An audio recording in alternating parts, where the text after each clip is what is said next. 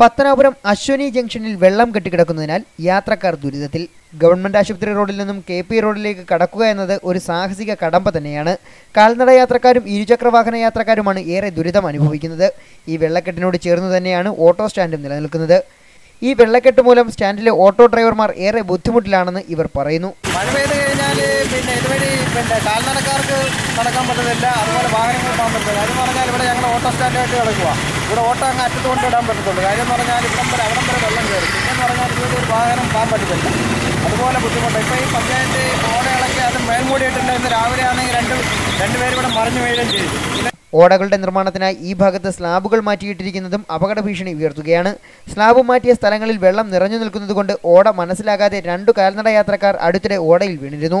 ഓടയുടെ പണി പൂർണ്ണമായും തീരാത്തതാണ് ഇങ്ങനെ വെള്ളം കെട്ടിക്കിടക്കാൻ കാരണം. കാലവർഷത്തിനു മുമ്പ് പഞ്ചായത്ത് അധികൃതർ പ്രതിരോധ നടപടികൾ സ്വീകരിക്കാത്തതിനാൽ പ്രതിഷേധം ശക്തമാവുകയാണിപ്പോൾ. ഈ പ്രശ്നങ്ങൾ പരിഹരിക്കണമെന്ന് നാട്ടുകാരുടെ ആവശ്യവും ശക്തമാവുകയാണ്.